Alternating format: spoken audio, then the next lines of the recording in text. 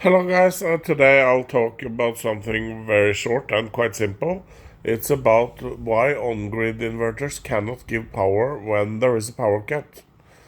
Okay, so we have many different solar systems, We have off-grid, we have on-grid, that includes with or without batteries, and we have purely on-grid without batteries. That's where we start. And when you have a power cut with one of these systems, the power from the solar also stops. Why is that? Well, the short story is that if it did not, the electricity would go through the main panel out into the street and could potentially kill workers out on the line. That's the very simple reason. Now, is there a way to make a different circuit and have it give energy to only some circuits and things like that? Well, yes, and that's what we do with hybrid systems. That's how hybrid systems are set up. Systems with batteries have a UPS. That's the panel down there. That's a UPS panel that's created for power cut situations, so that the power can go only to that panel when there is a power cut, and that is not connected to the main grid out on the street. Okay, so then there's no danger of anything happening. But why is it so that if we had a closed system with let's say only one air condition and the solar system, why isn't it that it could be like a closed circuit there, and those two things could run without being connected to anything else? Well, there are actually some products being developed now that have some technology like that, and it's combining DC and AC electricity on the same AC, and from there connected to the DC from panels. So it will use DC power from panels, and it will take AC power from the house when it does not have enough. But if you don't have a power in the house, that will stop working. And the reason for why solar systems can't really work without the grid if it doesn't have batteries. I'll give you some examples of why it is like that.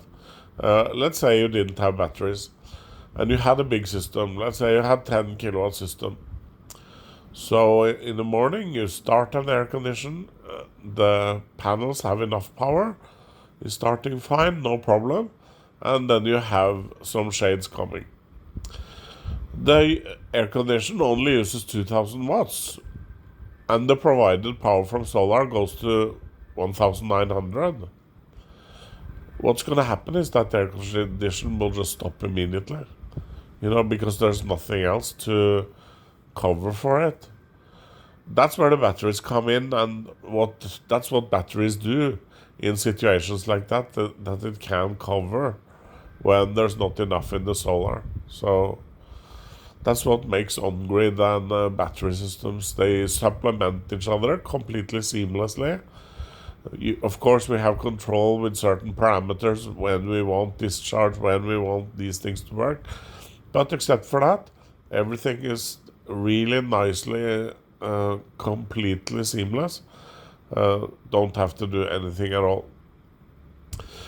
So sometimes we had people that have bought on-grid systems, and they ask this question, why is it that we can't have power when there is a power cut? And then we have to talk about things like this. Unfortunately, sometimes customers forget. They have a system a year, and then we get the same question. Why is it that we can't, have power from this system when the power cut? So it's a new technology, so it's gonna happen that the same questions come up now and then. There's nothing wrong in that, but at least this was the complete explanation. And well, there's one thing to add. In hybrid inverters, there are two inverters, so that's the best way of setting up a situation like that. So for example, now where the power is up, we have one inverter is working with the grid. Then when you have the power cut, that one closes down, and the backup inverter starts up, gives power to the UPS from the battery. That's how it works. On-grid inverters without batteries don't have two inverters, you know? And this is also why it's so important that once you get into a little bit more complicated systems like hybrid systems or with hybrid with supporting units or something like that, try to simplify the setups. You don't want to be messing with people who have made systems out of parts from other systems. And that actually happens more than you think, even within the industry, and sold as all-in-one solutions. What you're looking for most trouble-free maintenance is systems that are made from the factory of the where you know that it's the same place that they make it, that sell it. So for example, Alpha, they have their own factories. The batteries are made by Eve, actually. Alpha batteries don't exist, they make from Eve, but Eve is also part owners of Alpha, so basically the same thing, I would say. But it just shows you that the more people you mix in things like that, the more problem you're likely to have. So, okay. Any other clarifications about fundamental solar technology? Go ahead. Don't hesitate. Take it easy, guys.